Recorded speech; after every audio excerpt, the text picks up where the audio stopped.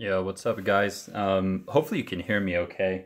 This is kind of a trial run, so I don't know what the hell's gonna happen, to be honest. Sound check, we good?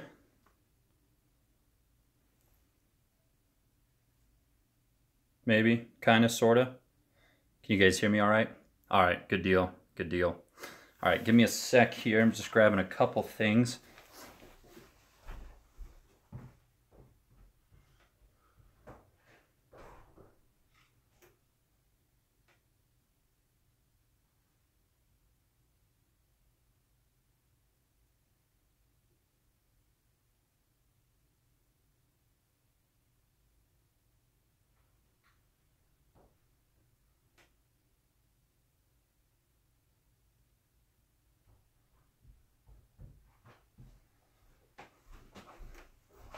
All right, cool. So, yeah, thanks for tuning in. I never done the live video thing before. I've wanted to, and I can already tell there's some things with this current setup that I do not like, and so I will be making some adjustments to kind of any future ones that I do. But a couple of notes that people have already shared with me in regards to live videos. One guy said, don't say hi throughout the entire video because it's annoying. I guess I kind of get that. So if you guys are saying hi throughout and I don't necessarily respond like every single time, you know, just know that people watching it later might get annoyed with that. I also think that if you watch live videos, if you're watching it like a couple hours later, it doesn't show the chat. Is that correct? I've never seen the chat pop up while watching these a couple hours later. Is anyone want to verify or clarify that process?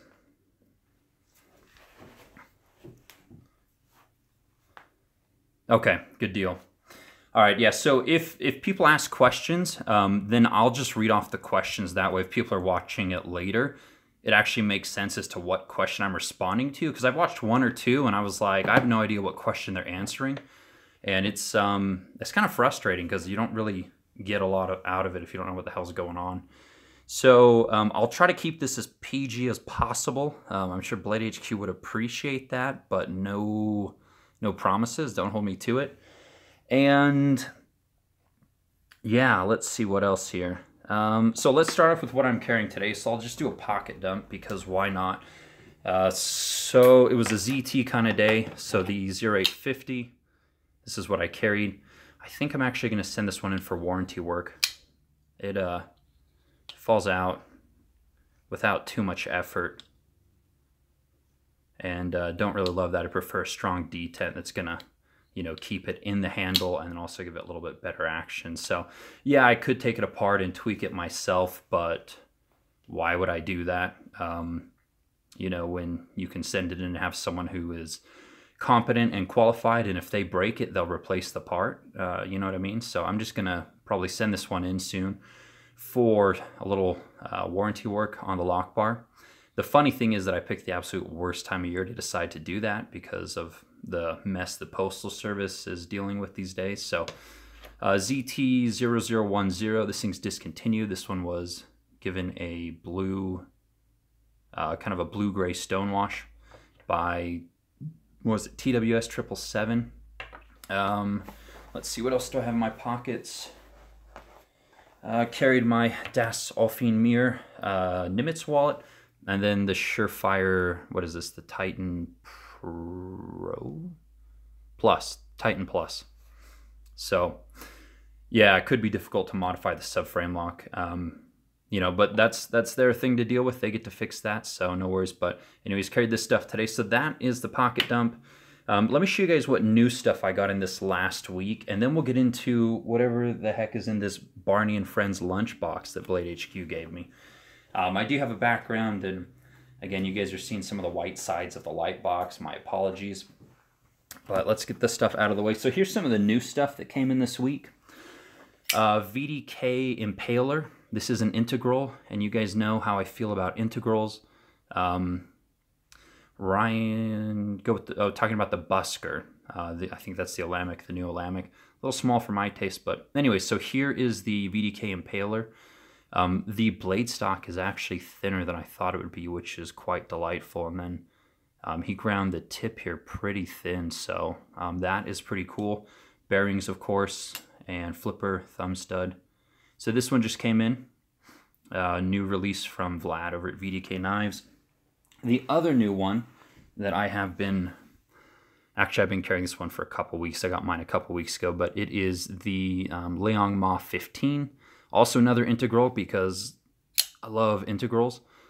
And so I'll be doing this video soonish, but it is hand ground blade, bearings, you know, really excited for this one. What else is new? Oh, this one. So, what's up, Chaz? This is the, oh my gosh, Extreme Addiction or Sergey Rogovitz. I think it's the Rhino, if I recall correctly. But this thing is 1/4" blade stock. It's a freaking beast. It is excessively large. I mean, if you're going to carry this knife, it's because you love knives and you really don't care what people think. So, yeah, it's like 9 over 9 ounces. It's crazy. I'm going to be honest, though, this Cerakote finish he did is actually warming up on me. At first, I was kind of like, not for me. I don't like the finish, but I'm liking it more in person, to be completely honest. And then that is a big piece of copper back there. So you guys can imagine this thing is freaking heavy. So anyways, that is I think the Rhino. From the same maker, a pen. So this is a copper and brass. This is a custom pen that Sergey made, bolt action, and yeah, pretty sweet pen. So really heavy. Honestly, for long-term writing, it's probably not the best option, but it's pretty cool. So that's some of the new stuff. That's what I was carrying. Watch today was the Tudor Black Bay again because I was too lazy to take another watch out. And yeah, so here's the premise of these live videos. So I just wanted to do something fun. So BladeHQ is supplying me with a random knife. Now, I was able to control myself and not open up this Barney and Baby Bop box early. So I honestly have no idea what's in here. So again, they told me this week it should be something that I like. We'll see. I mean, I might like it, I might hate it. But I'm going to go through, talk about whatever it is, let you guys ask any questions that you have, try to answer those. And then if there's something from my collection that you're wanting to see after that, be it, you know, comparison of two knives or something like that, or, you know, anything on those lines, I will happily grab anything out of my, my knife box / chest / toolbox thing over there. So anyways, without further ado, let's open up this child's lunch box and see what they supply me with this week. So again, no idea.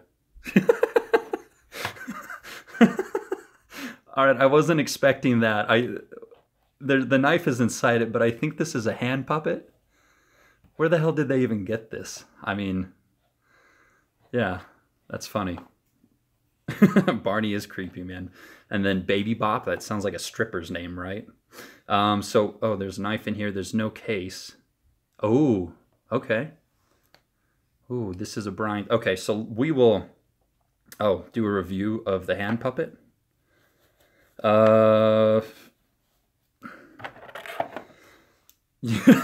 the review with it on. You guys are pretty sick. I don't know how flipping action's gonna be. I mean, you know, people always talk about how does a knife feel in a glove. I don't know if this qualifies, but yeah. How's it going, guys?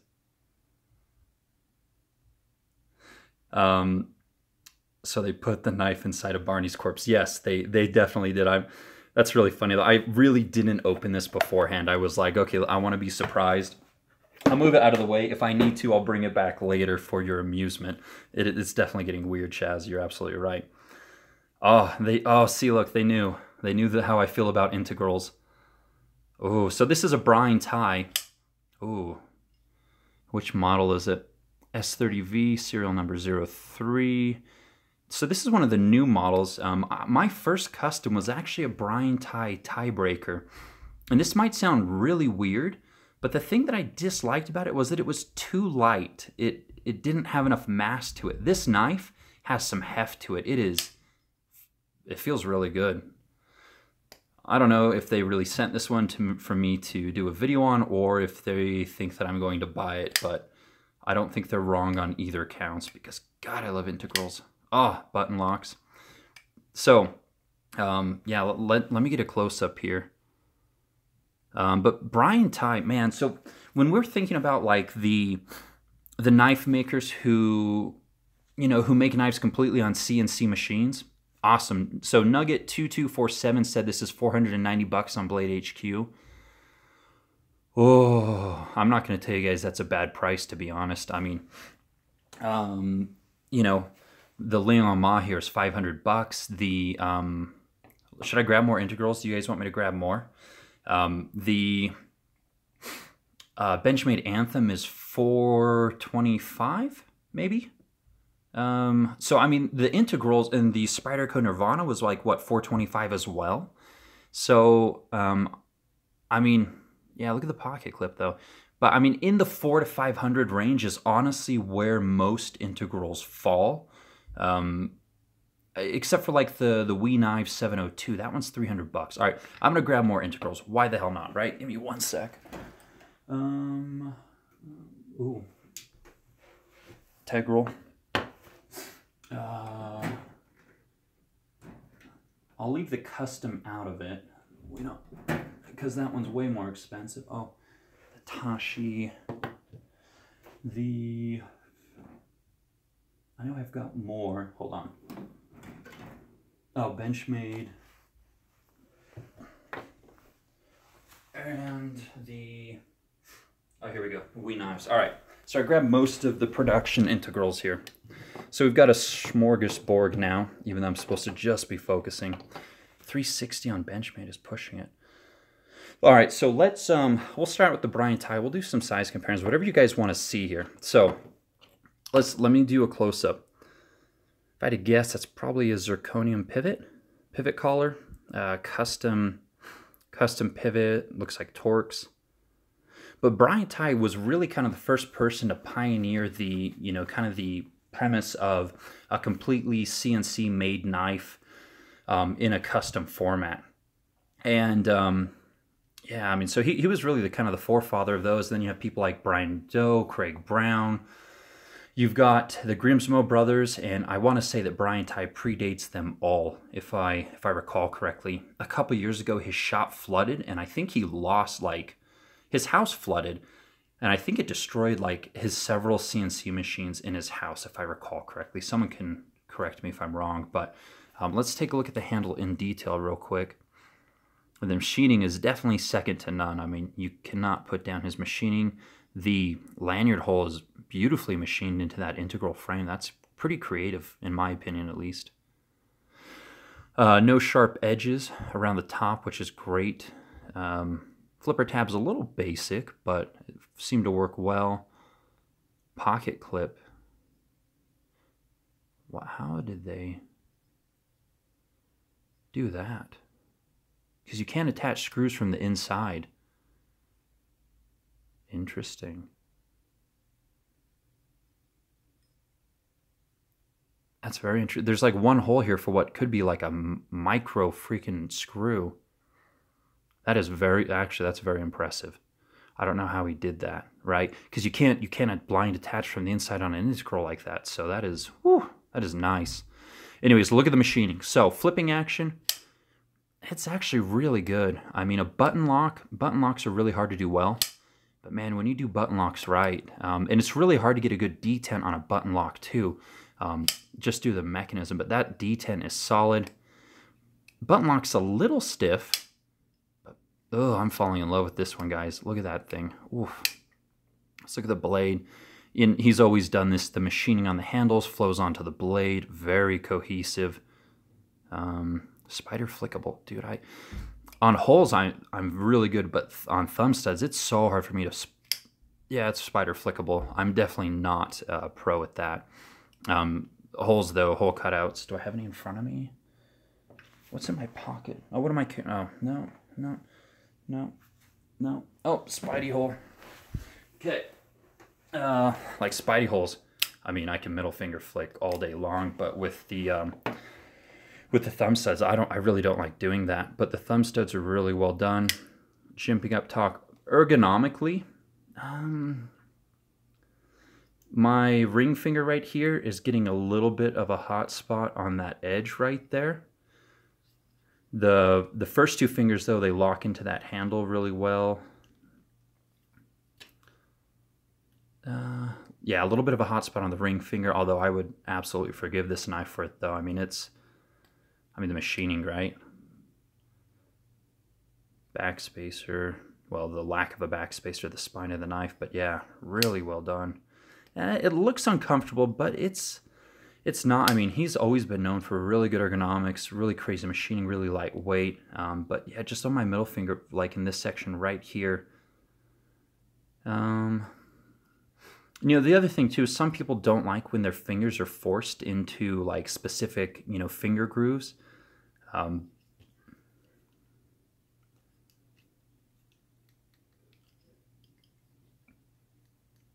Clip's not sharp. Haven't done any size comparisons yet. Jimping up top is nicely done. I mean, you know, it's got a couple things here, you know, that make it like not the most comfortable knife in the world. I mean, hard use. Let me white knuckle this thing. That's probably not going to show up very well. Yeah, this is not a knife for like hard use. You know, you're better off with something that's like completely smooth edges, like the Para 2. This thing is obscenely comfortable, as I'm sure most of you guys know. Let's do a couple size comparisons. So, Benchmade, Anthem. Oh, okay, Para 2. Are you excited about it, or you want me to do a size comparison with it? That's what I do all my size comparisons with. So, there we are. It's pretty much butt to butt. I would EDC it, Eric. I would absolutely. Eric said this is not something you would EDC. I definitely would. I just wouldn't use, like, hard use it. But, I mean, a knife in this price range, let's be honest. I mean, if you know you're going to do something abusive, you always grab your cheap knife. So, Mr. Gear Bear, integrals are definitely special. They're definitely more difficult to make. S30V, if it's heat treated properly, I mean, it's a really good steel. I mean, a lot of people have said that Spyderco has really, you know, dialed in the heat treat on their S30V, and they prefer it to other steels. I mean, your mileage will definitely vary. So there's one size comparison. Let's close it so I don't scratch up this board that BladeHQ made me. Here's the most affordable on the table at $300, the WE 702. And this, you know, as you can see, this thing's rounded. This thing's very comfortable. I like this one quite a bit, especially for the price. A little bit thick behind the edge, but, you know, again, I don't do food prep with my pocket knives. I mean, I have kitchen knives for that crap. I don't carry around blocks of cheese to cut either. Okay, so about there. Yeah, looking pretty good. Thickness. I mean, the thickness is... yeah, it's definitely got some thickness. This is probably 0.6, if I had to guess, at the spine there.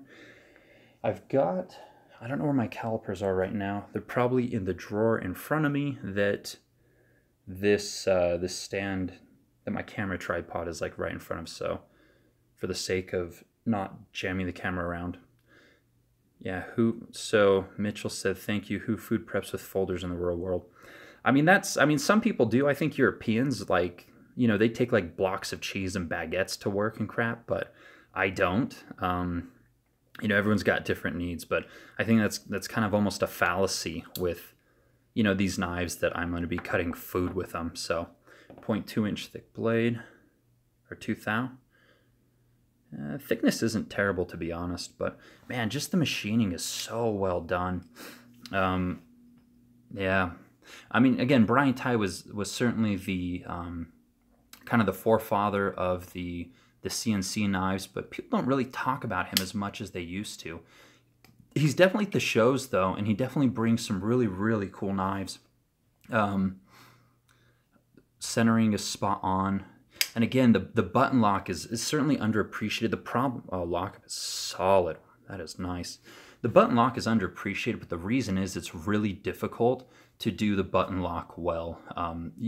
If it's not done properly, you end up with a ton of lock stick, and you have to like really, it takes like 2 hands to push down on this thing.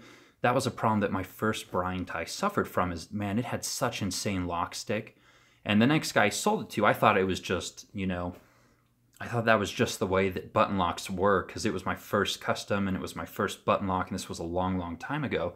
And the next guy I sold to was like, man, this button lock is like defective. It has to go back to the maker. And I was like, oh, it was. And I felt really bad because I just didn't know. I was ignorant to, hey, this needed some TLC. So let's see. I don't want to ignore your comments. Do you need more cheese? No, I'm not going to eat more cheese, Chad. I'm freaking lactose intolerant anyway, so neither you nor my wife wants me to eat cheese. How Rayot's carbon fiber's been, I've heard bad things. So Bryce was saying he heard bad things about Rayot's carbon fiber. Here's the problem, and I've had conversations with Rayot about this and with Liang Ma. So up until this point, Rayot has had to ship, Rayot's had to ship all of their carbon fiber from the US. And voids in carbon fiber is not something that's like super uncommon. So the thing is, if you're in the US and you get a piece of carbon fiber that has a void, you send it back to the distributor or the manufacturer like, hey, I need another piece, this one's got voids. When you're shipping that to China and you have pieces with voids, what are you gonna do, right? Are you gonna ship it all the way back to the US and then wait for another piece to come back to you? You're not. And so you're kind of stuck with the carbon fiber. So some of the pieces they were getting from the US from very high quality carbon fiber manufacturers had some voids, and they could simply say, okay, we're going to put a stop to this run. We're going to wait 3 months for this carbon fiber to go back and new carbon fiber to come. I mean, realistically, they couldn't do it. So recently they have found a carbon fiber manufacturer in China, and what they said is the quality is actually better than the stuff they were getting from the US. So you guys can believe what you want, but the situation now is if they have a problem with a sheet of carbon fiber, they send the whole damn sheet back to the guy in China, and a week later they have their new sheet and production continues. So if there was an issue with Rayot's carbon fiber, I think with the new situation going forward, that won't be a problem anymore. But again, that's what I've heard, and that's my assessment of it. So, so Seven Ready said, too bad about the podcast. Yeah, it is. You know, unfortunately, life goes on, so... the podcast that I used to do with Nick and Richard is probably not going to happen anymore. Nick has dropped off the face of the earth. So, I hope he's doing well. I haven't talked to him in quite some time. So, yeah. All right. Let me see what more other questions you had. So, Mr. Gearberry had a 702, said he had too much lock bar tension on mine. Picked it up for 143 brand new. Solid price. Sorry to hear about the lock bar tension. There are definitely some guys who can remedy that, who could have fixed it if you wanted to, but I definitely understand if you didn't keep it. You co-hosted BladeHQ YouTube only one time. Yes, so Ricky said, I'm surprised you only co-hosted BladeHQ one time. So the thing is, I'm not a BladeHQ employee. I'm not an affiliate. I'm not selling you guys anything. I'm not saying, hey, use my link and go buy stuff. When they shoot in the middle of the day, and I'm typically at work. So the one video I did, I just left work and I went down, I shot the video with them. A lot of fun. They might have me back for more, but you never know. They have people there, who are working, who can shoot videos, the entire workday. So let's go back to showing you guys this one while I ramble.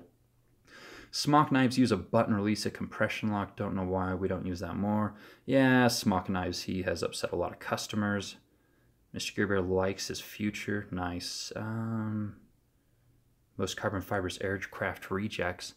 Most of the carbon fiber in the US, I think, is actually coming from Matt Diskin, as I recall. There may be a few other guys, but they're specifically making carbon fiber for the knife and, kind of I think some watches. They might sell to watch manufacturers too, but some of it is going to be coming from aircraft suppliers, but a lot of it is actually coming from guys who make it specifically for the knife community.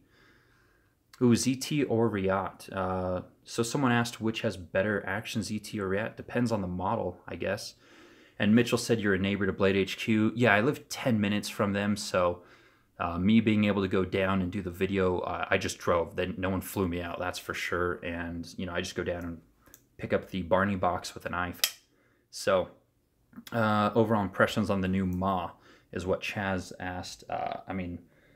Okay. Look at it, right? Hand ground blade, some really excellent machining throughout, completely sculpted. This thing is absolutely insane. Fit and finish is spot on. So, and then check out this clip. So it's not a 3D milled clip, it's a bent titanium clip, but look how it conforms to the handle. I think that's cool. It's also, you know, reversible too, similar to like the line steel clips. Oh yeah, I have the line steel integral flipper, the SR11 over there in my box too. But yes, Riot does make all of the Liang Ma designs. Oh, Tim said he loves his 15. No doubt, Tim. I didn't mean to sound negative. Oh, no worry, Mr. Gear Bear. I mean, you definitely, you spend your money where you want it. You're welcome to have your own opinions. If you buy stuff and it's in your hand, you say what you think, you know. I have no problems with people who actually have the knives in hand saying what they think about a knife. The thing that bothers me is people who don't have knives in hand and they're making armchair assessments about something they've never handled before. I mean, that's like commenting on how a car drives if you've never driven the car. It really doesn't make sense. So, but if it's in hand, I mean, share what you think, you know. But anyways, getting back to the Tighe, let's do some other size comparisons. Benchmade Anthem. I love this knife. I love this knife. This is the... I've had a lot of Benchmades over the years. I posted a picture on Instagram of a 710 with custom Juma scales today that I definitely miss, but this is the one where I'm like, wow, like this is what Benchmade can do. Now, the thing is that my example here was flawless out of the box, and I got it from, you know, I just ordered it from a retailer. I didn't say, hey, cherry pick one for me, but some guys have ones that are off center and stuff. So anyways, what else? What do you guys want to know about the Brian Tighe, or the Brian Tighe here? Brian Tighe is also, I think he introduced like what was called Brian Tighe and Friends, which is like more of a production version of his designs.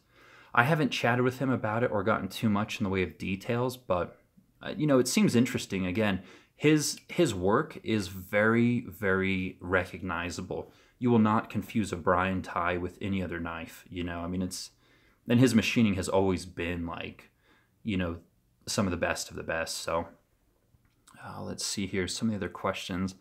Let's be honest, the Liang Ma overall on that integral doesn't look great overall. I mean, from afar, sure, Riot is great. I love Riot knives. I think the Liang Ma looks fantastic. I mean, you've got your long, slender knife that carries extremely well. It's got a 4-inch blade, which may or may not be in your wheelhouse, but I mean, it's kind of got the overall look of a Bob Lum fixed blade, the Tonto. You know, I think it's an attractive knife, but again, you know, you guys spend your money where you want. I'm never going to tell you guys what to buy because you've all got your own preferences, but the quality is there, and I'm a big fan of the work that went into this. So I'll do a video on this one soon. I was actually going to do it last night, but I ended up on the phone with Liang for almost 3 hours, so didn't really have much time left after that, to be honest. So, yeah. So there is that one.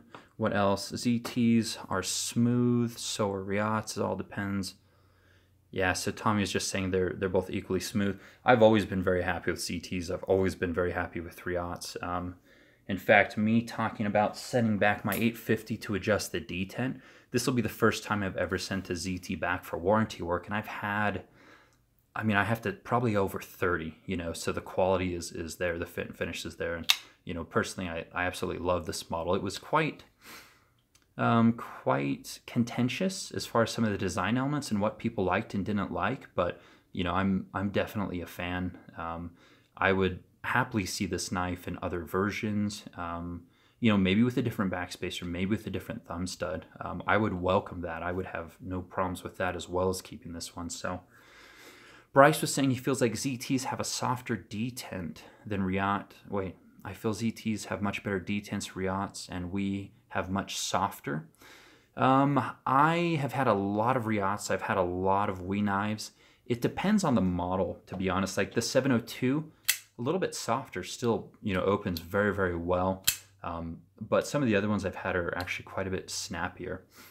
So it can vary model to model. And then the other problem is that every knife that I show you guys is a sample size of 1. So, you know, mine may have a softer, yours may have a harder. I mean, no knife is going to be absolutely identical with regard to the lock bar tension and the strength that they set up, because it's just impossible to have that level of consistency with the way that the detent feels. So varies model to model, but I mean, they all do a pretty good job. I've no complaints. So zoom on the top of the blade on this one here.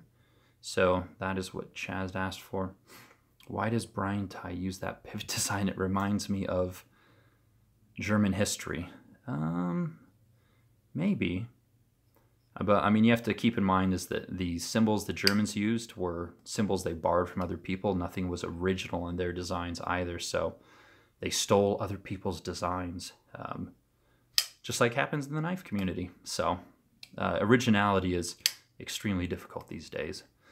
All right, so you have, just reading through the comments here.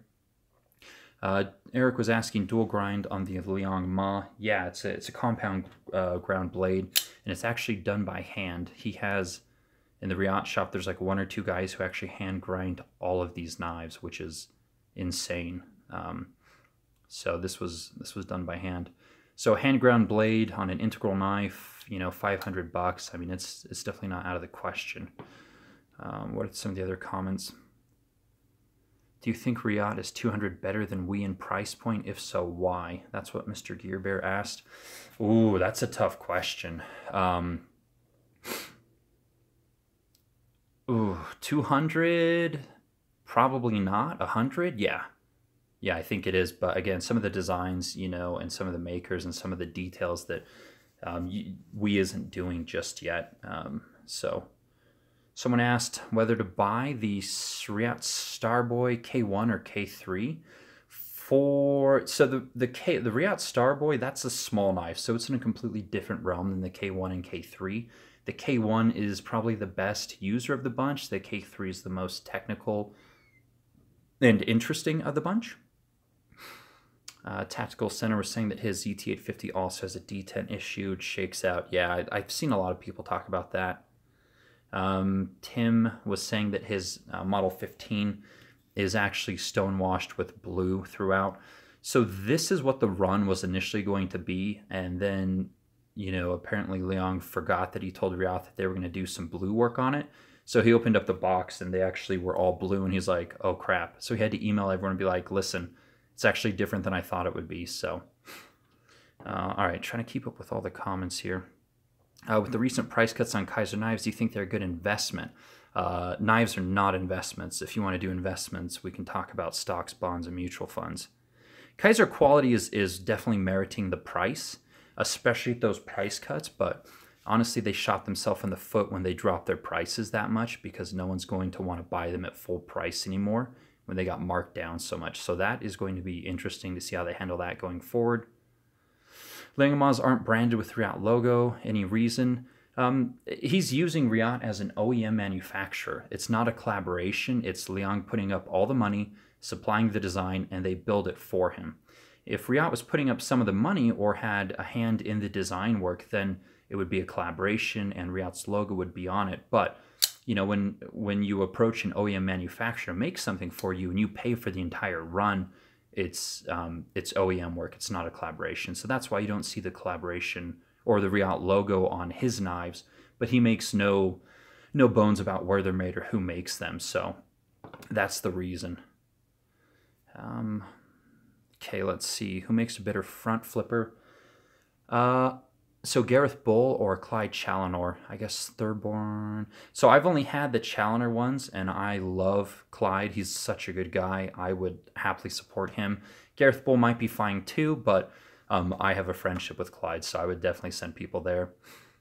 Okay, we won't go into the Nazi paraphernalia. We will skip that for this child-friendly and YouTube-happy video.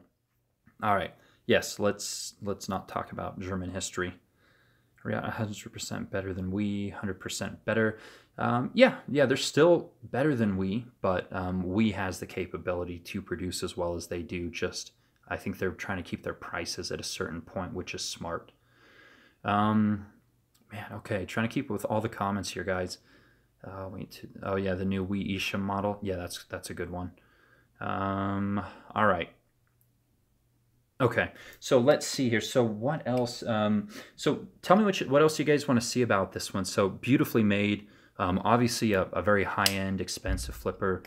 This, honestly, the button lock is breaking in a little bit, in the few flips that I've had here with it.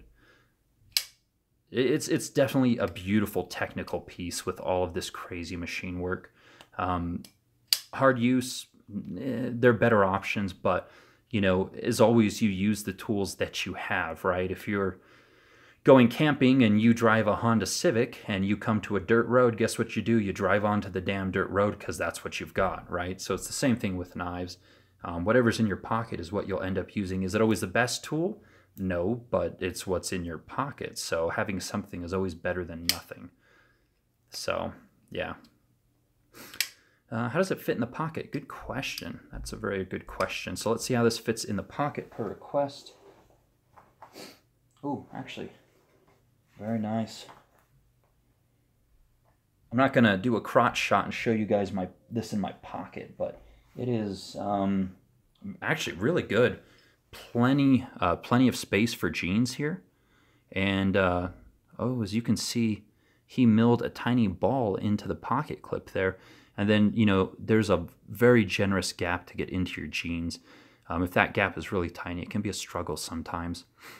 So, and it carries, as you can see, it carries really deep. I just want to know how the hell they attach the pocket clip. It's really sturdy.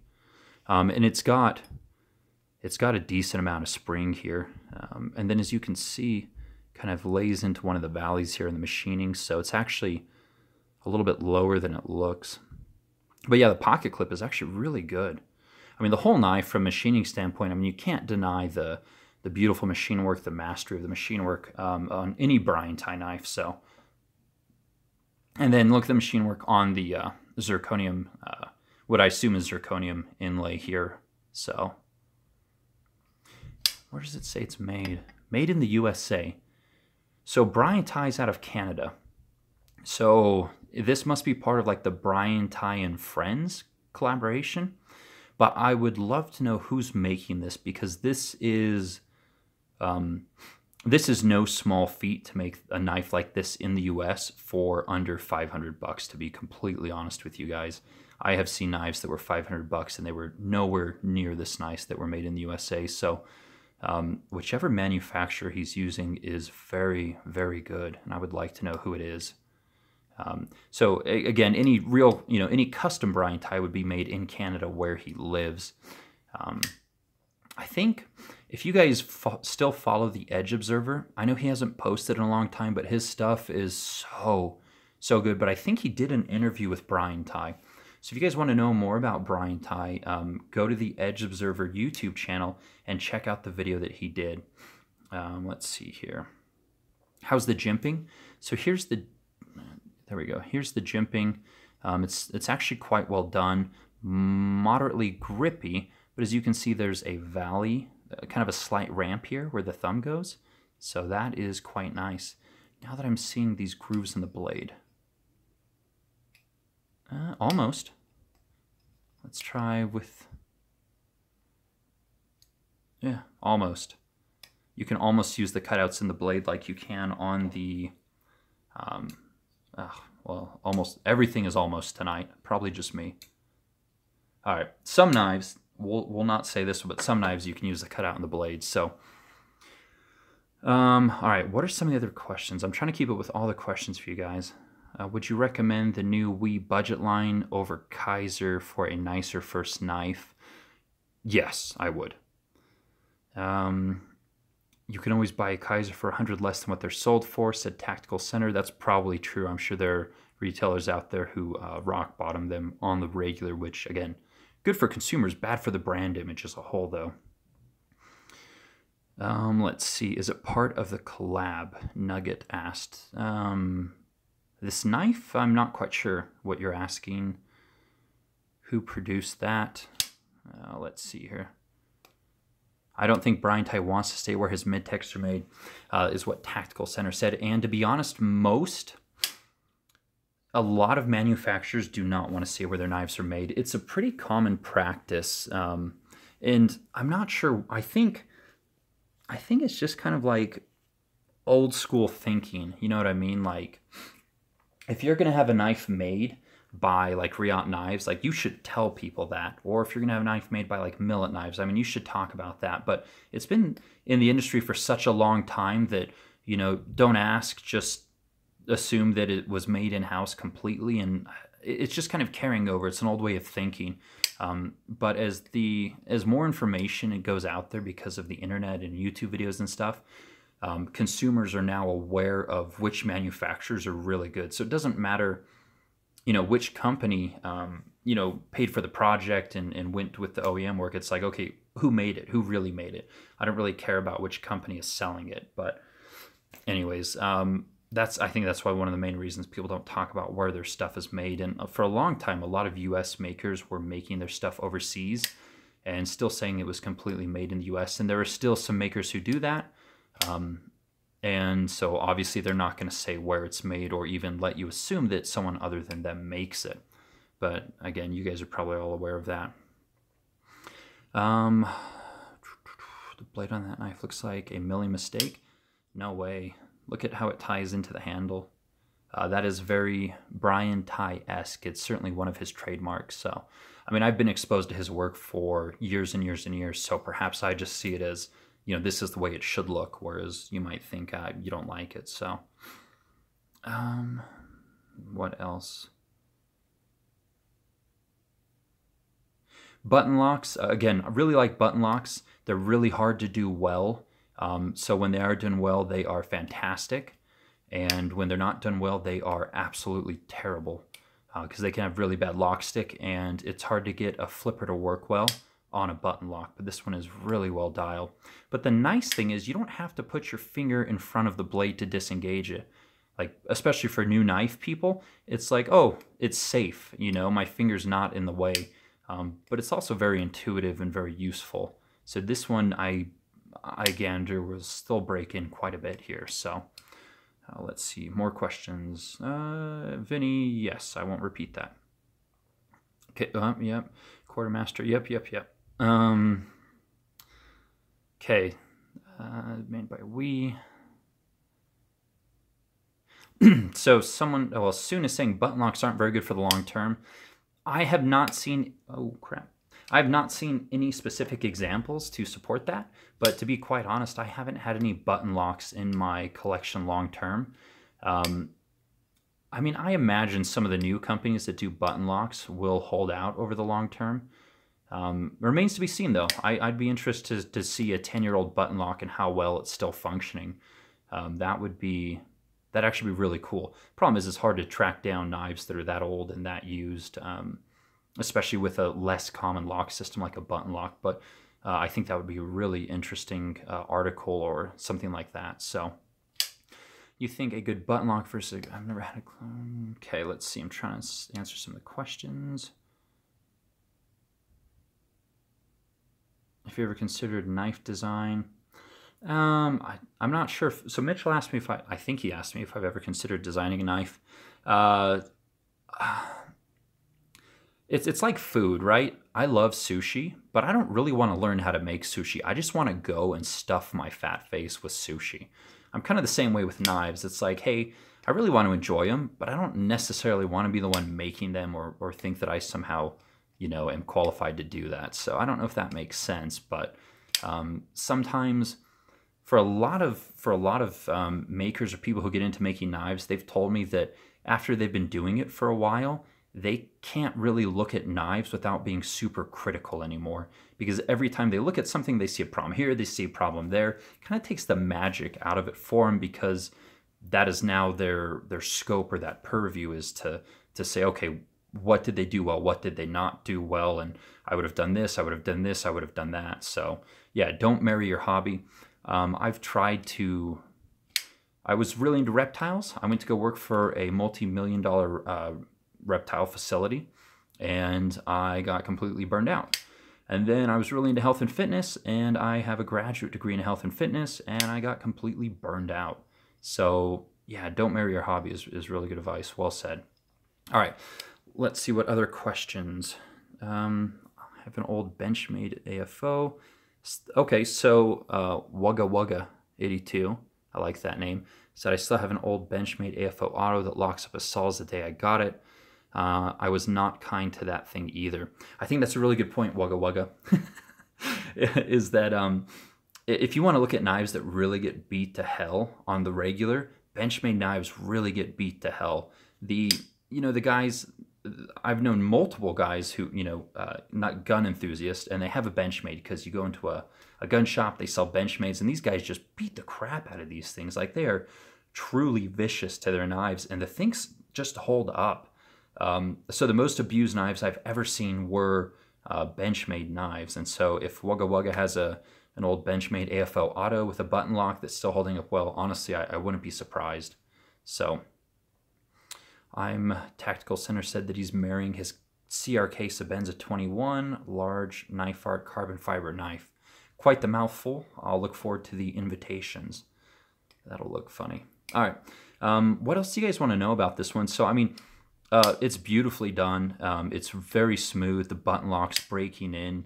Ergonomics are decent. I would honestly have no problem carrying this thing on the regular.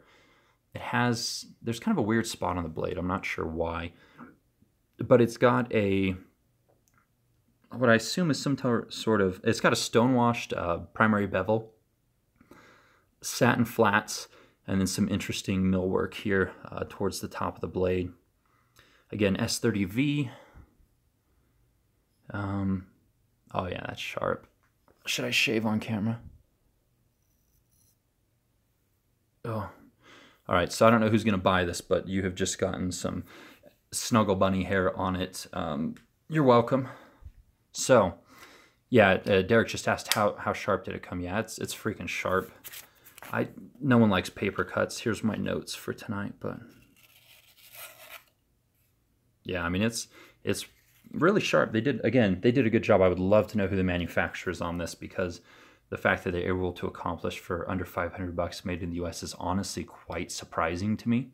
I've had multiple conversations with US-based manufacturers about their costs, and made in the US really does cost a premium. I was talking to my friend Bill Koenig when I was at his shop in Idaho, and I did a shop tour. You guys can see that on my channel. And he was just kind of whining about the payroll taxes that he was having to pay each month. He's like, man, with what I pay, I could hire like another person and a half to work in the shop. So, yeah. What's the pivot collar made of? Zirc? Yeah, Vinny, I assume that this is zirconium here around the pivot. But as always, I reserve the right to be completely wrong. So, steel on this one, Canadian Sheepdog, is S30V. And this maker, Brian Tighe, is from Canada. So, up in the Great White North with you. This particular tie isn't for the masses.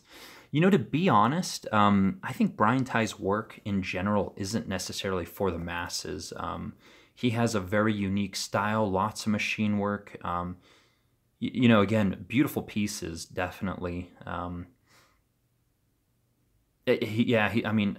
haven't seen a lot of his work. Like, you know, again, if you look at Instagram posts and pictures, I haven't seen a Brian Tighe in quite some time, as far as like people carrying and using it. But I think the quality's there. And again, I just think his designs are so unique and interesting, and so recognizable, I guess is the best way to put it. So, hey, can you please shout out Melissa, please? Bryce, shout out to Melissa.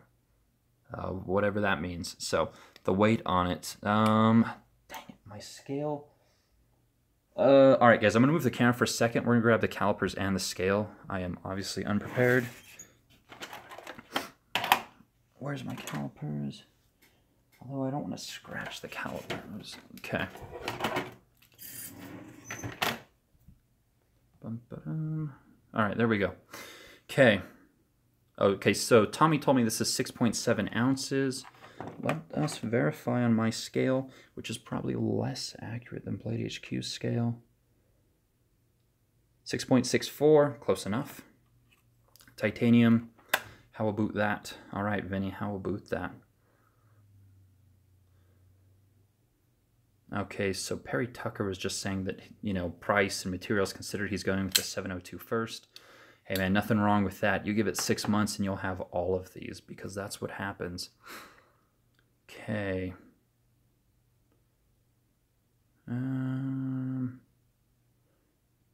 Why do you have a weed weighing scale, Epic? So I had a scale that I bought for weighing reptile eggs, and that's going to sound really weird, but when your snake lays eggs, it's good to document the weight and the size of all your eggs for, you know, data collection, overall health of the reptiles. And so I had a really nice scale, and then my wife stole it to use in the kitchen, right? It was cleaned, of course, but she stole my scale. And so then she bought this scale to weigh food when she traveled because she's a competitor. And so I stole her scale. And so that's why I have a weed weighing scale. TMI. TMI. Okay, what's the price point? Wasn't it? I think it was, someone told me this was like $490. It was like right under $500. So, all right, what other knives do you guys want to see here as far as the integrals go? Or I can grab anything that you want from my box. Oh, and yeah, so one last disclaimer now that we're like 50 minutes in is, so this is on loan from BladeHQ. So if you guys are interested, you can always go to BladeHQ and search, crap, what model is this? Search Brian Tighe as a maker, and yeah, you'll definitely find it for sale on BladeHQ. I think you can buy this specific one if for some god-awful reason you wanted it. Okay, do you have the new Chris Reeve? Do you have the Impaler with you? All right, because that's the first comment I saw. Yes, I do have the Impaler with me. It is this bad mamma jamma right here. So there is the Impaler. This one, I love integrals. This one is in green. Actually, everything on the table is an integral right now, which is delightful because who doesn't love integrals? I'm not sure what the new Chris Reeve is, Eric. Which model? Are you talking about the Insingo? To be honest, I'm more interested in the 21 with the, I can't remember the pivot system, the bushings, which the Insingo does not have. Maybe you're talking about the Inkosi. Either way, not the most exciting. Who made the Tighe? Havoc asked. Wish I knew. It says made in the USA. No idea who the manufacturer is. Would love to know because the work is actually quite good and quite complex. So, okay, don't want to miss any of these. What's the best? Okay, trying to look through the questions real quick, guys. More Riot, please. Yeah, like this one. Ooh, some Tashi goodness. I really like Tashi's work. This knife, this is a very cool knife, so definitely happy to have that one. What about the Vexia? I have a video on the Vexia. Very cool knife. I think that they were certainly ahead of the curve on that one. Wugga Wugga 82. The Pharaoh. I do have the Pharaoh throat scratch. I can grab that one in a minute if you want. Custom Knife Factory. I don't have the new Custom Knife Factory. Chaz. I had to buy this Spyderco Southern for $150 from BladeHQ.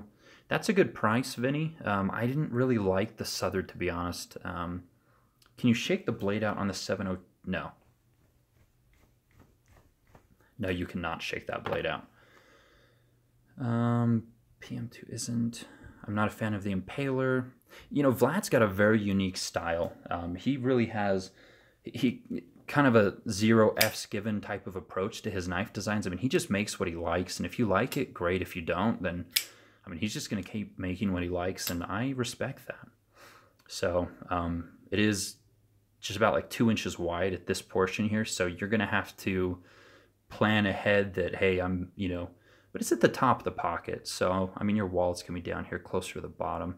But again, I mean, it's, you know, you have to dedicate the pocket space to a knife this large. And, you know, there are knife enthusiasts who happily do it. So, you know, whatever floats your boat. Who is making the Impaler? This is made by We Knives. Tim is now addicted to integrals. Well done, sir. Well done. Is your 850 your EDC? It was today. So I was carrying the ZT850 today. And I love this knife. It's definitely one of my favorites to come from ZT this year, with the full carbon fiber and the subframe lock. So, damn. Oh, look what I did. Not a big deal, but I mean, abusing my knives on camera. Okay. Can you ECS the blade design? I don't know what that means. Greetings from Switzerland. Okay, can you explain the blade design on the Impaler? Doubtful. It is a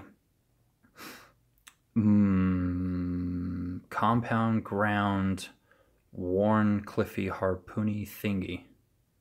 Yeah? Is that a good description? That I win? Someone tell me if I won. Ooh, what do you think about the possible Recenti custom knife factory collab? The Canadian Sheepdog asks. Very excited. I think I would like it more than the Spyderco collab that Recenti did, to be completely honest. So, okay. Hello, Dr. Frunky. Yes, so Custom Knife Factory did tease what most people think is the Satori, which is going to be a production integral from them. Honestly, I was really excited for the Vexia that came out, but I think I'm equally excited for that one whenever that comes out. If you could buy one line steel SR11 or the Spyderco Nirvana,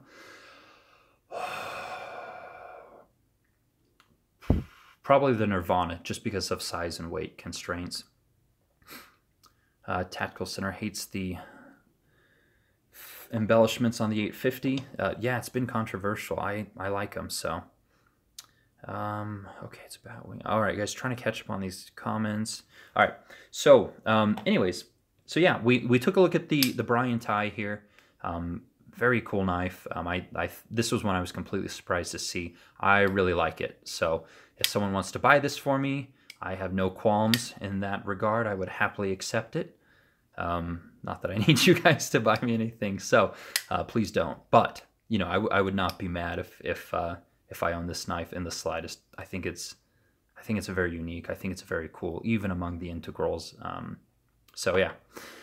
Okay. Ooh, Tim is talking about getting a Spyderco Nirvana with the rotten design regrind. Yeah, it's gonna set you back a couple pennies. So someone asked if Custom Knife Factory is made in China or Russia. So they have openly stated that they have a lot of their machining done in China, and then they do the finish work in Russia at their factory. So that's what they've claimed. Obviously, I don't live in Russia, and so that's what they've said. So, okay. Let's see. The Vexia can't be bought for love or money at this point. Yeah, Mitchell, they have already discontinued the Vexia, which was a bummer. I was kind of surprised they discontinued it so quick, because I thought it would continue to be a really good seller for them. So, all right. What else? Is there anything else you guys want to see on the table, or any questions you have about any of this stuff, or is there anything else that you want me to grab out of my box?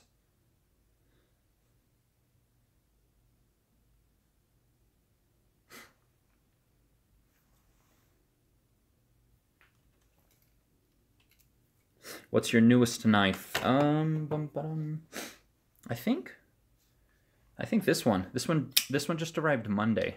So this is the newest one. This one, to be honest, I've had it for a couple weeks, but it's still fairly new. So this is the Liang Ma 15.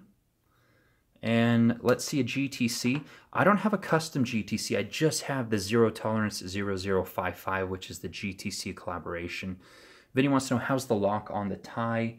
Again, there's no lock stick on this one. My first custom had some really bad lock stick, but you know, this one is quite easy to disengage. So it's easy to disengage, and the lockup is completely rock solid. So what else? Can you pull out the blade by hand on the 702? That's an interesting question, Peter.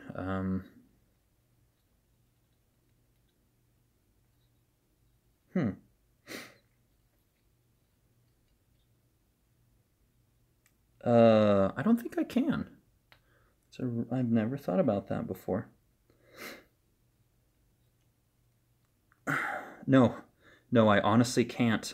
They put a swedge up at the top, so you just there's not really a good spot to grip it. So yeah, really interesting question. What is your favorite small knife? Chaz asked.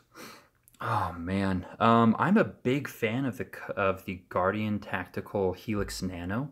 And again, I know that brand is very contentious. People think it's over-designed and too tactical looking. I freaking love that knife. I really like the Riot Wave, which is no longer in production. Do you think the Riot K1 is worth getting in Damascus, or would you not spend the $750 on a production knife? Vinny asked. Oh. I'm going to be honest and say that when you're spending $750 on a production knife, chances are you're probably not going to carry it on the norm, and what you don't carry is what you first sell, or at least in my experience. I mean, is it a beautiful knife and is it worth the $750? I mean, probably, but is it going to be one that you actually keep around at that price point? I'm going to say for most people the answer is no. I have a couple production knives in the $750 range, and I do carry them, but not often. Like, it's a very conscious effort that I'm putting out to keep them in my collection presently, like the Zero Tolerance 999, and God, no, that is not for sale. Do not ask. And the other one that was that expensive was my Liang Ma Lanny flipper with the Damascus steel. That one was really expensive, but I really like that one. Okay. What else? All right, thanks for coming in, Ryan. Have fun at the gym. How's the clip on the Brian Tighe? Dr. Frunke asked. It's actually really good. I put this in my pocket not too long ago. As you can see, it's got a little, I wonder if that's actually a ceramic detent ball pressed in, or if it's just machined. Where's my flashlight? Oh, here's my flashlight. Okay.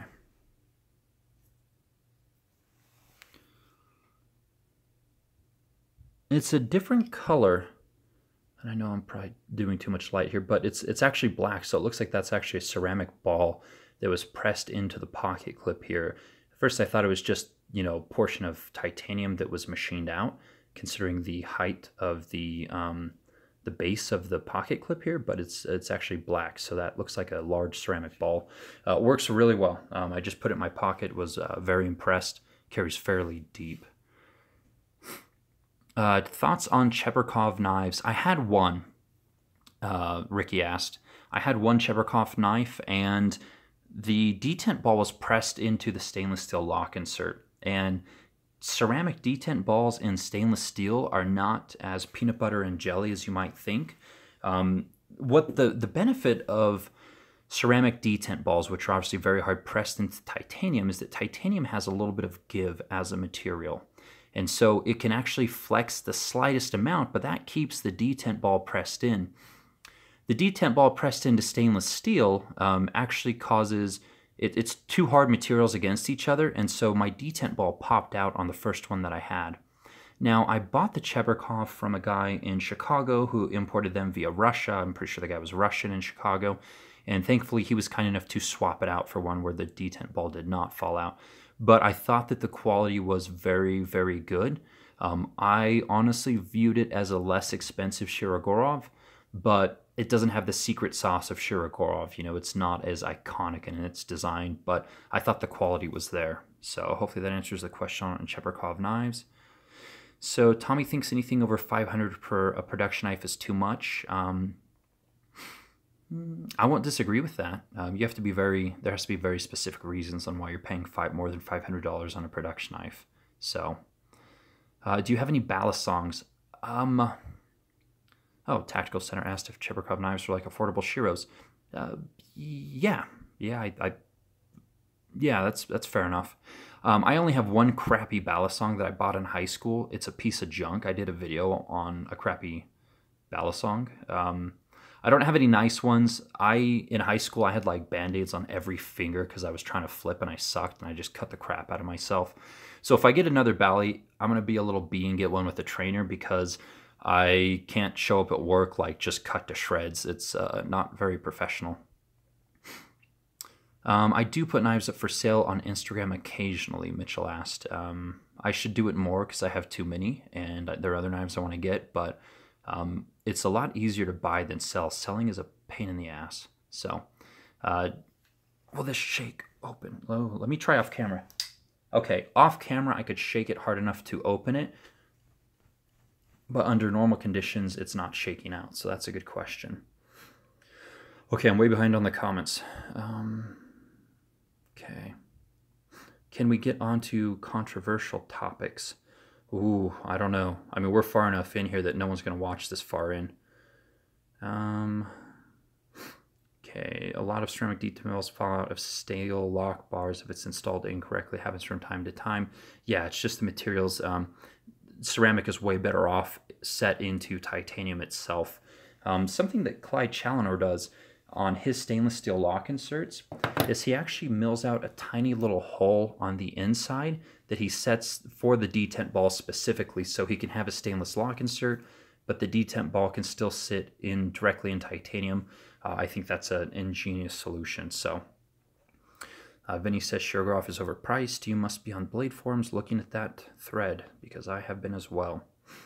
Can we see a Nick Shabazz Signature Z Edition Z Hunter? Sadly, I don't have one, or thankfully I don't have one. So, okay, so a lot of people are reading that Shiro thread on Blade forums. All right, take care, Mitchell. Okay, what else do we got going on? How do you stream in HD? I want to. Don't know. I'm hooked up on my 5G, my 5 gigahertz connection on my cell phone. My router is 20 feet behind me, so that's probably why I'm streaming in HD. Well, I'm glad I'm streaming in HD. Was the balisong the knife you cut yourself the most with? Oh, absolutely. The balisong was unquestionably, I've rarely cut myself, but man, I cut, yeah, that's the only knife I've consistently cut myself with. Do have a scar right here from a steak knife. I tried to cut through a frozen bagel in my hand when I was like 7 years old. That was stupid. I think I have some scars. You may not be able to see them. I had a knife fall on me at Blade Show. It fell off its stand and onto my hand, and no one was even touching it. That cut me, so... You watch any sports? No, honestly, I don't watch sports. Vinny asked which thread the Shiro combo's under on Blade forums. It's just under the general discussion section. So, all right. I don't know. I think we might have exhausted the Brian Tighe. Crap. What was the model name? They didn't put a card in here. Let me check. Nope. No card. No card. Just the hand puppet, just the Barney hand puppet in the lunchbox. So, you know, I don't know if you guys saw the intro, but the knife was stashed inside of this hand puppet. So, yeah, I don't know. I guess we'll end it there. It's been over an hour. Thanks so much for tuning in, everyone, or for those of you who watch it later. I definitely have some areas to improve as far as the quality goes of the live stream. But yeah. So I will do another one in 2 weeks as of now. I mean, that's the game plan. So hopefully you guys will tune in then, and hopefully I can do a better job with the streaming from a video quality and organization standpoint. So anyways, guys, thanks so much for watching. Thanks to BladeHQ for sending me a surprise knife. Maybe they'll send me one that I hate next, and then I can just trash it, and you guys can be very happy. And so Barney wishes you a very delightful evening, and I'll see you guys soon. Take care.